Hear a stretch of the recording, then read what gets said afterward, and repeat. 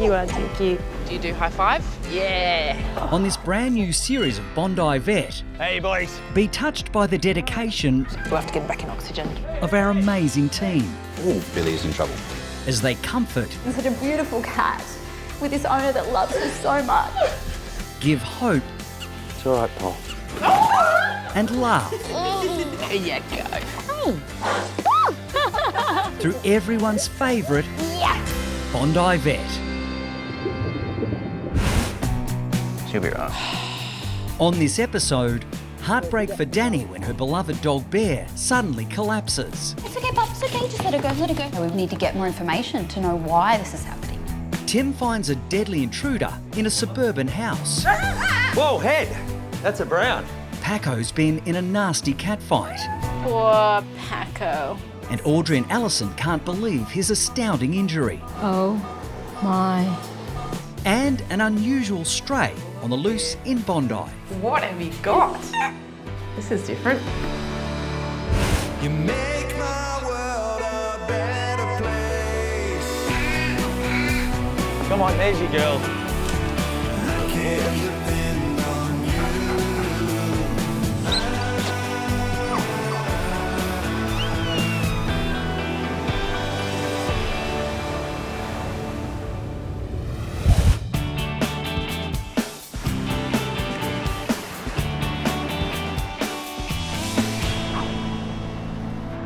And how you doing? I feel a bit frazzled.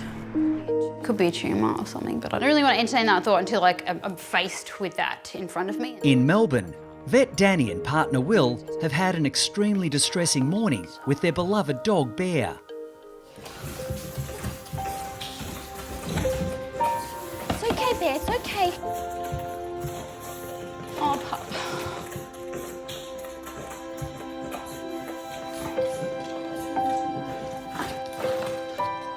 You're okay.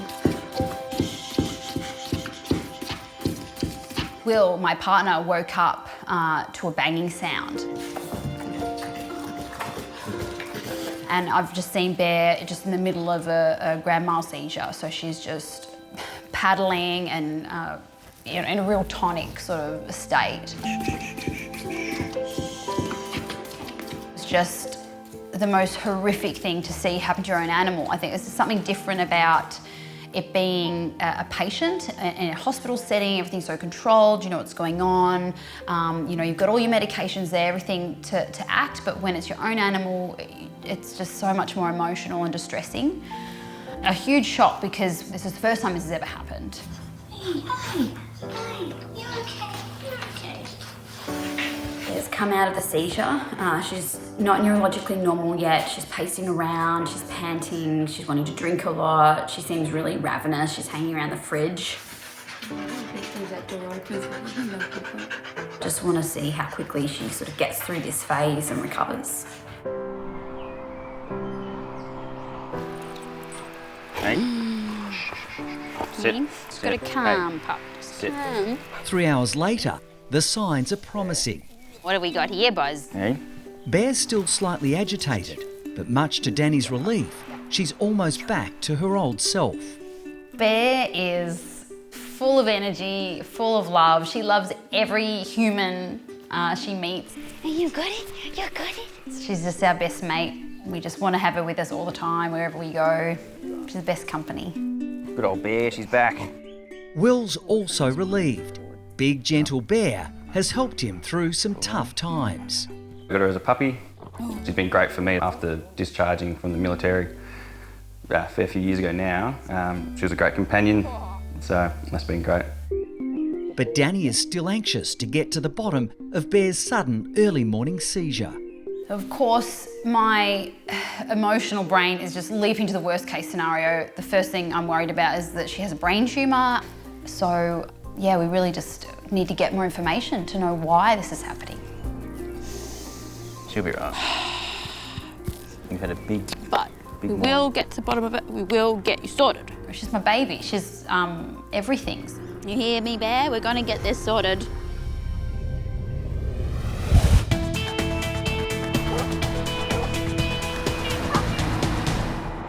On the Gold Coast, Alex is on duty when a 3-year-old cat is rushed in. This is Max. You're okay, Max. Oh, yeah. Oh, yeah. He's in a bit of a panic. Max belongs to Christie's son, and she's alarmed the much-loved rescue cat is extremely agitated and struggling to stand. He spent last night outside, which he doesn't always do, but he wouldn't come back in when we went to bed. Okay. So he normally is on the table when we wake up in the morning. Yeah. And he was, so we let him in and he went straight off to sleep. And then he woke up a few hours later and he was all like drunk and hit the back. So it was all like he had no movement. Wow, so really wobbly. Yeah, and then just weed everywhere. Gosh, okay. You're all right, mate. You're all right. Okay, Max. Now, they said they do live on acreage, so their big concern is, has he been bitten by a snake or could he have a tick? Tick, yep. So I think the first thing we can do is just go over him, see if we can find if he's got a tick there, and then, yeah. Hang on, Max, hang on. And then I'll go back and have a chat to them. Oh, it's all right, mate. He's having a bit of a panic there as well. He's not walking properly on his legs, that much we do know. And this time of year in this part of the country, biggest concern is always that he's got a tick, because it's really, really common, and they'll present exactly like this, where they just can't walk and they're staggering all over the place, and they really get quite distressed, and he's really getting stressed now. We might even, we'll have to get him back in oxygen. Yeah, we're actually gonna pop him in a bed because he's just panicking at the moment. And when they're this stressed, they can just get into trouble so quickly. You just relax. Good boy. All right, Max. That's it. You just relax. You just chill out for a bit in there, mate. Have some oxygen, and we'll come back to you in a few minutes. I get really concerned when cats get stressed like that, regardless of what the cause of Max being here today. If he gets stressed, if he's not able to breathe properly, they can get into real trouble and they can even stop breathing. So the one thing that we need to do is just get hands off and leave him to breathe in some oxygen, chill out for a little bit, and then we'll start looking for a tick again. If there's a tick there, it's really important that we get it off as soon as possible, but we've got to weigh that up with, are we putting Max in more danger by handling him at this stage?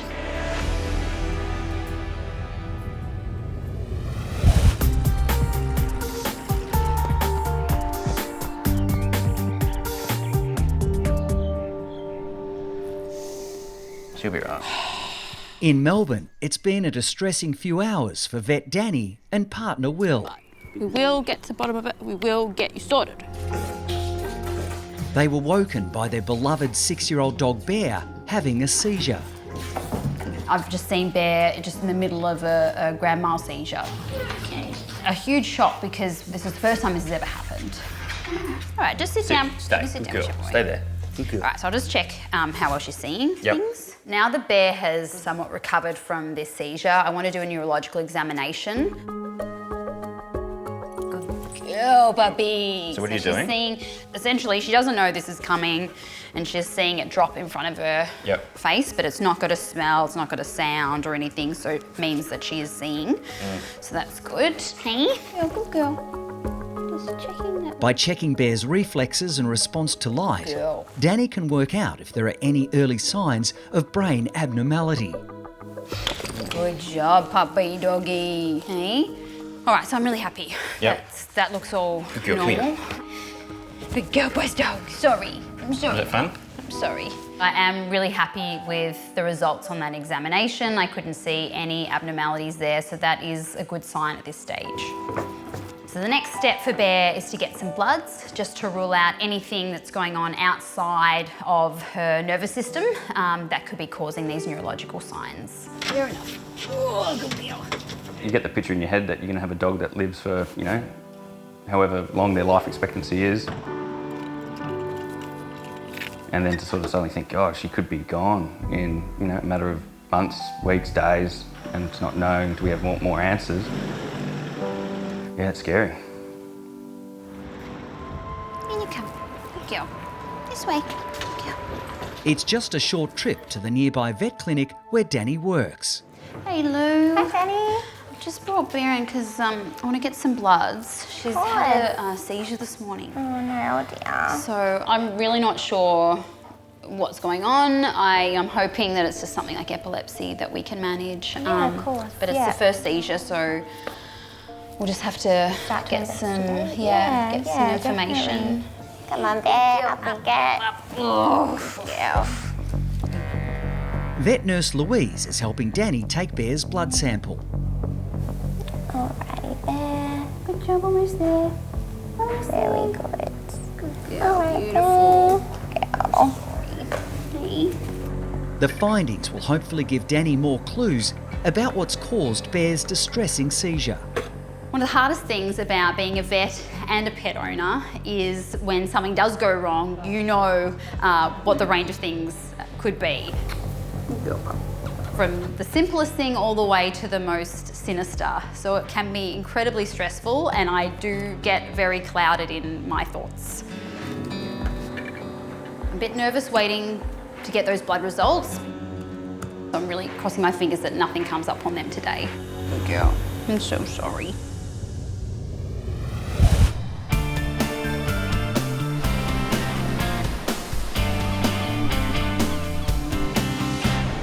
Hey, Max. On the Gold Coast, Max is now much less agitated after spending a few minutes in the oxygen tent. All right, we might have another go. Alex can now start the urgent search for a deadly paralysis tick on the young cat. Okay, let's have another go. If there's a tick there, I think we need to find it fast. Yes. Time is crucial with tick paralysis, so vet nurse Tiffany is assisting. Oh, actually, there it is. I think I found it. Wow. It's right underneath him there. Come here, sweetheart. Good boy. Alex has found a huge tick at the top of Max's back leg. Good boy. You're all right. Oh, gosh, it's quite hard to get off. Good boy. Look at that. Look at that. Wow, that's massive. Yeah. Yeah, that's been on there for a couple of days. Now we know what it is. I reckon we pop him back. Yeah. Come on, darling, back to Yeah. the oxygen. This tick is pretty big. It's been on there for at least a couple of days. It's had a chance to suck the blood, and it's got to this size, and while it's sucking the blood, that's where it's injecting the poison, and that's what's done the harm. The most important thing now for Max is to get some sedation on board because he's panicking. We're going to get an IV catheter in, and then we're going to give him some tick anti-serum, and that's what's going to save his life at this point. Toxins from a paralysis tick can lead to respiratory failure and even death. I'm just starting the tick anti-serum now, so this is the anti-venom that'll go intravenously to help to neutralise the toxin that's running around Max's system at the moment. And this is a little bit of a dangerous time because he could have a reaction to this anti-serum, and so Tiffany's going to need to sit with him and watch him really, really closely, because if he has an allergic reaction, we need to stop this within seconds.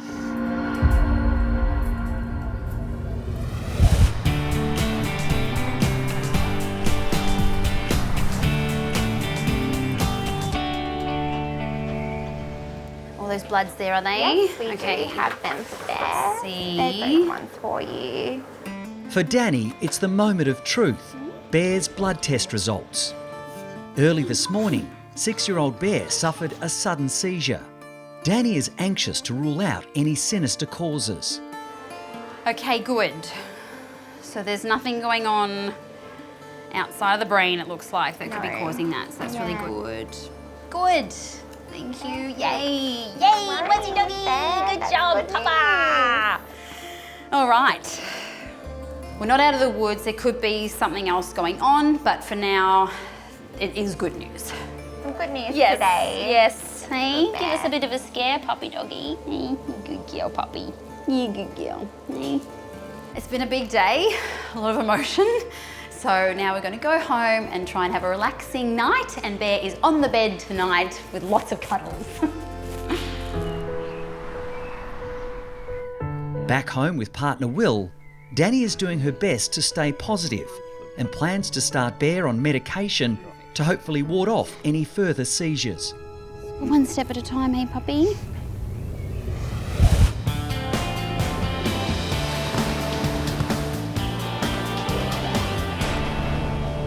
In Bondi, Kate is enjoying her daily walk along the famous beachfront with her much-loved golden retriever, Ben. You're funny. Kate runs the busy Bondi Veterinary Hospital, which treats up to 300 animals a week.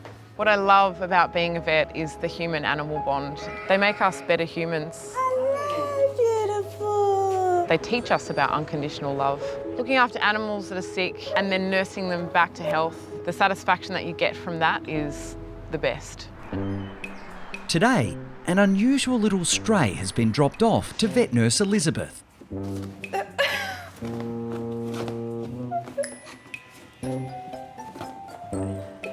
going on here?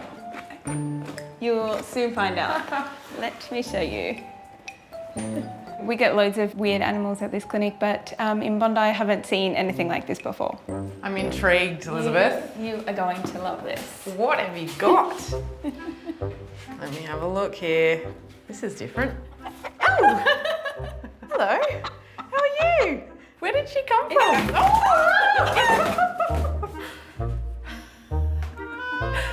You've got an escapee chicken. Where did you find her? Somebody found her down at the beach. Down at the beach? Down at the beach, on the road. The council have just brought her in. Oh my goodness. Were you trying to cross the road? Why did the chicken cross the road? I have no idea why the chicken crossed the road, but he didn't get to the other side. I don't even know if Elizabeth knows that joke. So straight away, I can tell that you are a girl.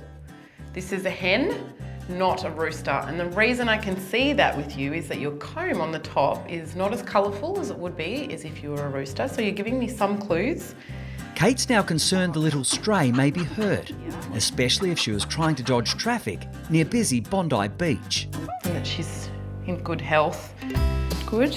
Bottom. All her legs feel like they're okay. Wings. Looking beautiful. Just walk this way. Okay, good. Walking well. Well, she seems to be in reasonably good health, Elizabeth. She's very lucky that she hasn't actually been injured. I suspect, by the looks of her, that she looks like she has a home. Do we have any details, Elizabeth, about where she might have come from? No, nothing. Nothing. Let's make sure you weigh okay. 1.74. You're bigger than what we thought. She must be owned by someone. We just have to find your family. Where are they?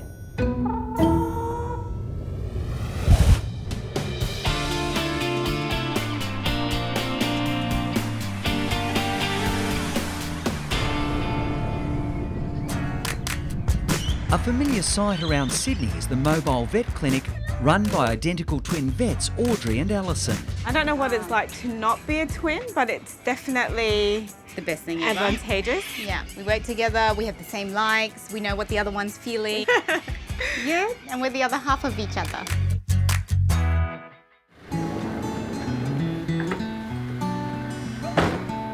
Hey, Andrew. Hey. Hi, Paco. Today, the girls are about to check a feisty cat that's been in the wars. Last night we got an email from Paco's owner and it was a picture of Paco with lots of blood coming out his eye. So we were pretty shocked, keen to see him today and check it out. Oh, that eye looks sore. Come on in. Owner Andrew is anxious about his special mate. Paco is my great companion. He's a very sweet cat that has really made my life very rich. So do you know how it happened?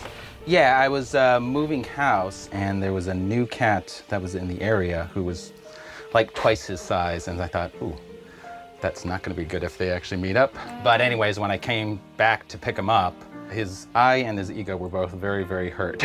Poor Paco. So Paco's one of our regular patients, and he's a loved patient, but he has got a quirky personality. He hates vets. Unfortunately, that means he hates both of us too. When he was little, he by accident swallowed an elastic of my daughter's. Oh, wow. It got stuck in his intestines, and so then he also had to have intestine surgery. Ever since then, you know, even though, I mean, everybody was nice to him and everything like that, his view was as like, ooh, this is the place that cut you open. Poor Paco. He'll be okay. We'll look after him. Scared. That's not a good sign. With a potentially painful eye injury, Paco is even grumpier than usual. So I think probably the blood's come from him rubbing or scratching, but I'm very worried about the actual eye itself. The worst thing that could happen is that there's a massive ulcer or big deep scratch under that third eyelid, which would make us a bit concerned because the eye could rupture. I just hope there's nothing that they find actually more serious where he might have to lose the eye. But yeah, we'll just have to see. Okay, so this is fluorescein dye. So we're basically just going to pop that inside the eye. The dye will show up any ulcers or scratches. Bright yellow colour. So let's see how we're going to get this in the eye. Alison will have to aim from outside the box. Paco is far too agitated to try to get any closer. I got it. Oh my How did you get it in the wow. eye? She got it in the eye. That's pretty good for you because you really have bad aim. I have really bad ball skills, but obviously fluorescein skills. And we can just see there, even with that third eyelid halfway across the eye, that there's actually a pinpoint ulcer right in the middle. But what I'm concerned about is whether there's actually more injuries in the eye besides that little pinpoint ulcer. So I think we're probably going to have to bring him to hospital and give him a sedation or general anaesthetic just so we can really open up the eye, pull the third eyelid back. Obviously, if he's scratched his cornea, that's more serious. Poor Paco.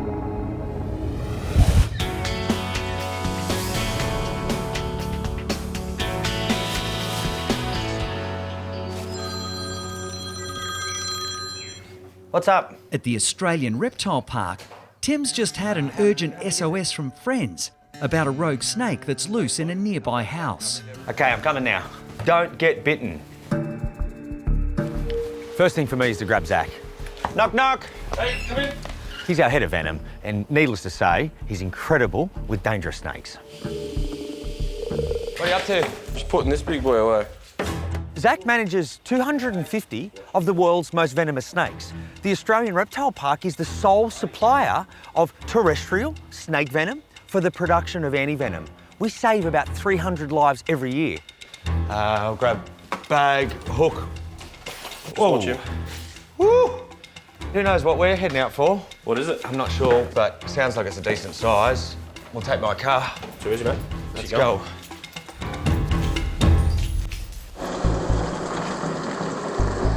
Tim and Zach waste no time getting to the house where the distress call came from. Knock, knock. Come in. Hey, Tim. Hey, Zach. Hey, so you're there. Where is it? Brody and Claudia are too terrified to move, with the deadly intruder now nowhere to be seen. You know what a diamond python is. It's not a diamond python. No, definitely not. Brown, about this long. How long ago did you see it last? Probably 15 minutes ago. All right, well, you've got a table. If it comes that way, jump up, but we'll have a bit of a look. Thank you. This morning, I was walking to go to the office, and then I saw this huge snake, so I started screaming, obviously. So I called Brody out, and so we both started panicking a little bit. Hoping that the boys can come in, find it, get it out, and take it away. Nah, clear what I can see. If you're a snake and you're in a house and you begin to hear thumps on the ground, people walking, you're gonna get scared. And when they get scared, they will go to a dark spot. Under the lounge, behind the television, in the laundry, in the bathroom, under the bed, that's where we need to start looking. Just keep your eye out. You ready? It can be dangerous. I mean, you lift a cushion up on the lounge, the snake was under it and he's bitten you on the finger before you know it. So you haven't moved, so the doors that were shut were shut? Yeah, haven't touched anything. He's not getting under the doors. We'll keep looking. Kitchen we're at, then we'll move outside. Kitchens are always interesting, and there are always lots of hidey holes. Dishwashers, fridges, they're a prime area that snakes can find somewhere to escape and hide. Hey, look at this. Do you see that? Yeah. We've got a bit of a slide. You see it? Yeah, he's gonna be there. Just watch your fingers. We've had a torch as best we can, under the fridge, around the fridge. What we're gonna do to get behind it... Ready? 1, 2, 3. Yep. Whoa, head! That's a brown. That's the world's second most venomous snake. Oh, wow. Wow.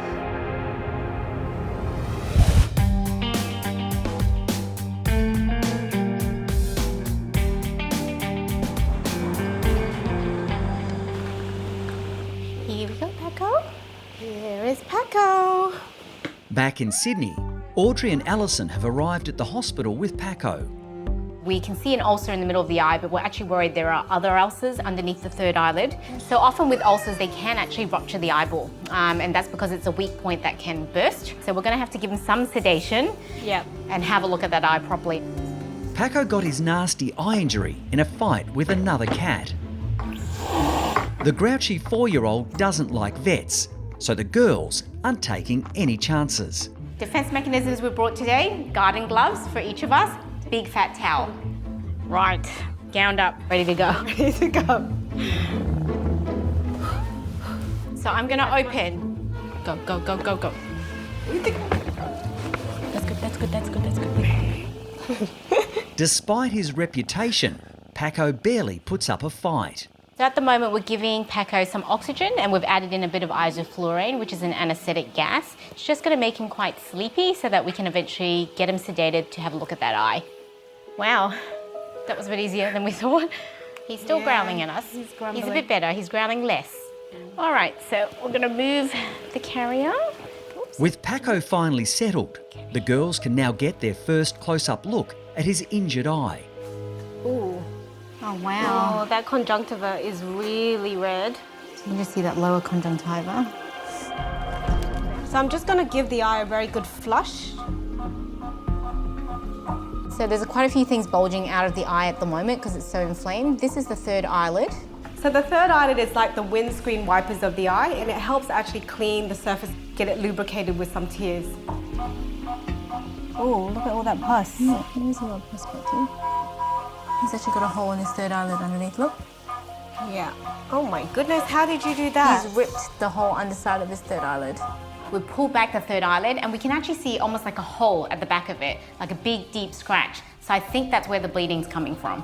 Quite an unusual injury. I don't think I've ever seen anything like that before. It's quite remarkable to think how another cat's nail He must have just hooked it under the third eyelid and then pulled. Torn back. If that nail had gotten anywhere else, so if it had actually hooked into his cornea and pulled through, he could have ruptured his eyeball and potentially have lost that eye. So in a way, it's like it caught on the third eyelid and just damaged the underside of that. All right, we'll just turn off the lights. You hold that. So we're just going to check again with some fluorescein stain and make sure there's not any more ulcers there. The actual eye itself only has that pinpoint ulcer, which should heal well as long as he doesn't rub or scratch his eye. Just come around this side, have a look under that third eyelid flap. I think there's something there. Okay. What is that? All of a sudden, the girls make a shocking discovery. Oh my goodness. What is that?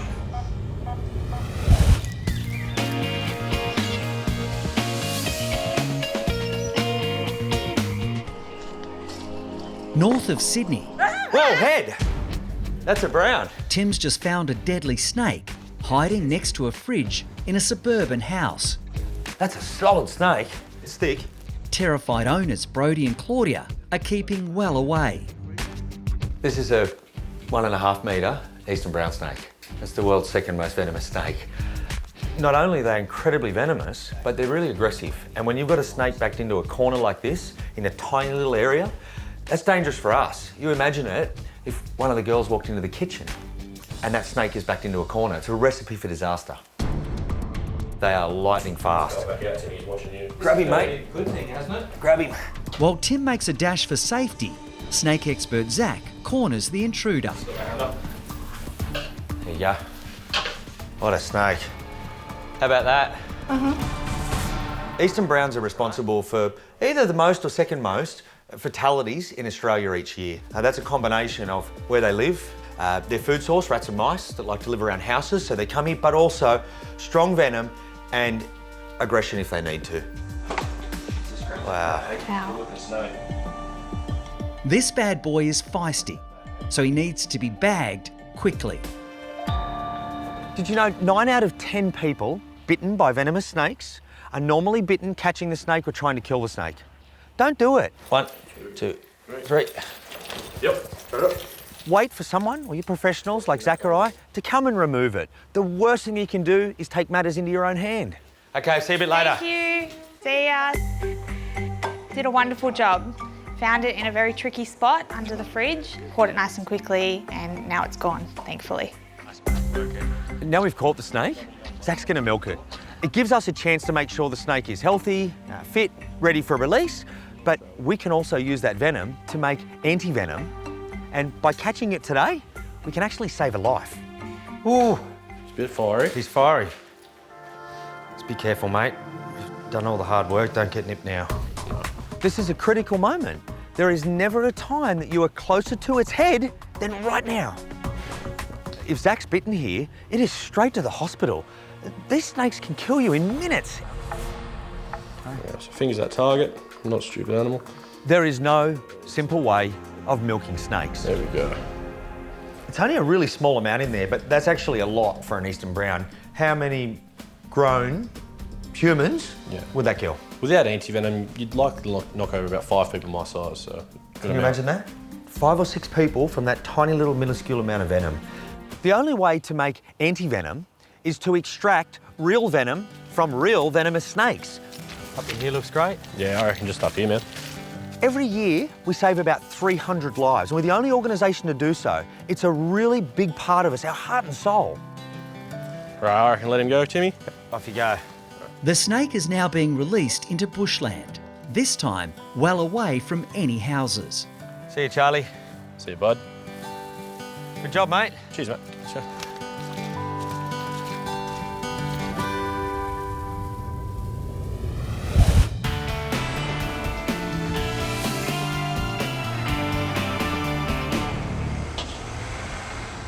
Oh, that conjunctiva is really red. Just come around this side, have a look under that third eyelid flap. I think there's something there. In Sydney, Audrey and Alison can't believe what they've found at the back of Paco's eye. Okay, what is that? Right there. There's something poking out. It's so swollen back here. Look at that. What is that? Oh my goodness. I'm just going to pull it out. Oh my.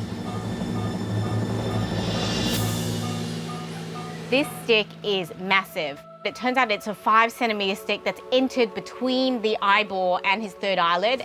That is insane. It's probably one of the weirdest foreign body positions I've ever seen. Poor Paco, no wonder he was so grumpy. If we have a look behind, it's quite swollen, but the entry point's actually avoided his gland behind there, and it's actually avoided his third eye cartilage.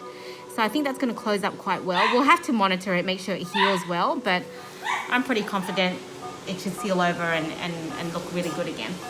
Send Paco home with some eye drops. So it's a bit more comfortable because we've been fiddling around there. So as long as he leaves it alone, he takes the drops in his eyes and Andrew manages to medicate him, he should heal really well. But 3 days' time, we'll come back and check on that. It's definitely Paco's lucky day. As soon as he's fully awake, he can go home to his relieved owner. Okay, let's get you home.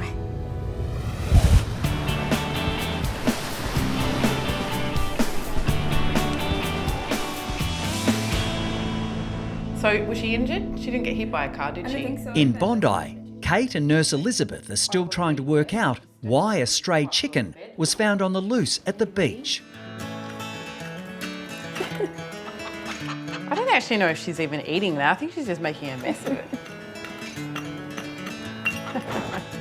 No, you can't escape. You have to stay here. Elizabeth, have you called her anything? Nothing, I was waiting for you. Maybe we could call her Penny. She mustn't have been missing for very long. Penny's in such good condition, Kate's certain she's someone's pet. So it's now time to spread the word that this little runaway is safe and well. So it's probably not a bad idea we try and get some Facebook photos. Photo session with the chicken. Definitely has to be up there as the oddest thing that I've had to do at Bondi Vet Hospital. Stray chicken. Do you want to say found crossing the road down at Campbell Parade? Okay, great. People are going to be like, how on earth did a chicken get down to Campbell Parade? Okay, ready? Yep. Go. Post. Well, hopefully that does the trick. Hopefully we can find your owners.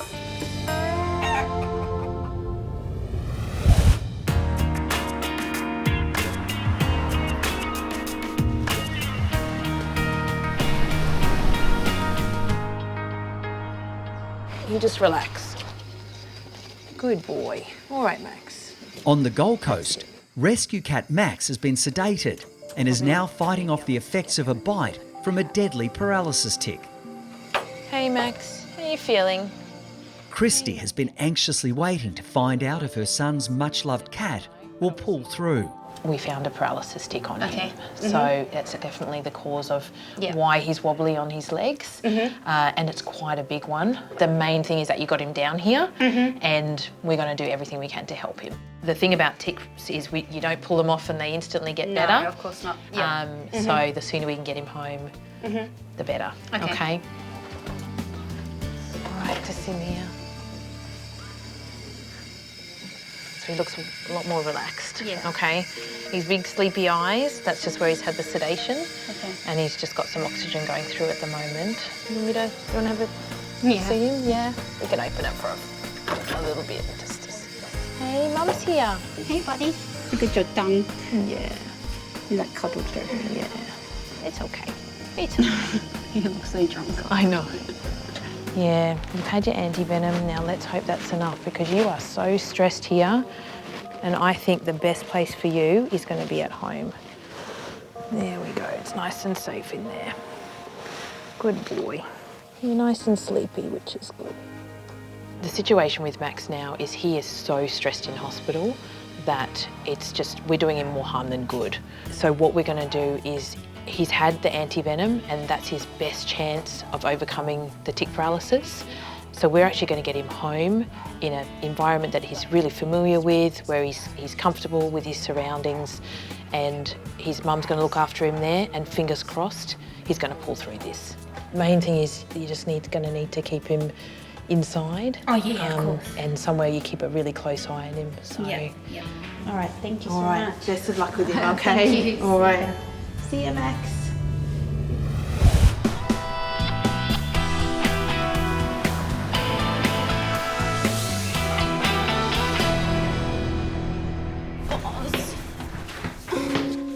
It's all right, babe. It's okay, Pop. It's okay. Just let her go. Oh, boss. Oh. The next day in Melbourne, it's another traumatic morning for Danni and partner Will. It's okay, Bear. It's okay. Good girl. It's all right. So this morning, Will and I were woken to Bear having another seizure. It's all right. Shh. It's okay, Bear. Shh. This is a really strong one. It was a fairly long seizure as far as her time frame usually goes, so it was a more severe one this morning, which is a bit concerning. It's okay, puppy. Yeah, it's disappointing that we're still having seizures. You okay? You okay, Pop? It's okay. Pretty distressing. So yeah, it's hard to see. Poor Bear. Long time. Hey, Bear. It's okay, puppy. Hello. Good girl, hi. Hello. Good girl. You're all right. We started her on medication, but I'm really concerned that we have not got adequate control. And I think the next step is going to be getting a brain MRI. We've exhausted everything now. She's had the highest dose of both medications as frequently as she can have them, so that's not working. Yeah. So we need to act on this, because otherwise, if she continues to have more seizures within 24 hours, that's when it becomes dangerous. Yeah. Prolonged seizures in dogs, or any left untreated, can lead to brain damage or even death. So the reason I want to get a brain MRI scan done is to see if there's anything structurally going on in the brain, like something like a brain tumour. So we need to rule that out before we continue progressing with just medical management. Yeah, puppy.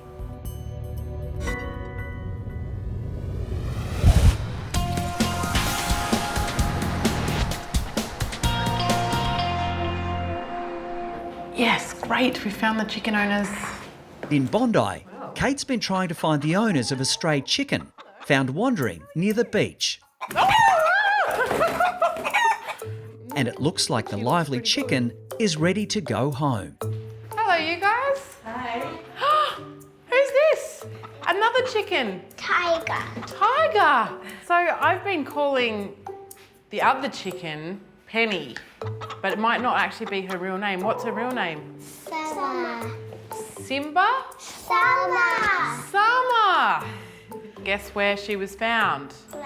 down at Bondi Beach, crossing the road. Two very excited little girls are overjoyed that Tiger's mate Summer is okay. And these two are friends? They're sisters. Sisters. All right, I'm gonna go and get Summer, you guys. Ready? They're excited, I'm excited, everyone is excited. Look who I've got, you guys. Such a beautiful moment. The girls, as soon as they saw Summer, melts my heart. I love happy endings. It makes my job so worthwhile. The challenge for this family is going to be keeping Summer from escaping again. So you guys, how are we going to make it so that Summer doesn't escape anymore? We're getting another fence. No, we're having a leash. A leash? We're getting them leashes. Leashes. Maybe some harnesses, chicken harnesses. And you can take them for walks that way.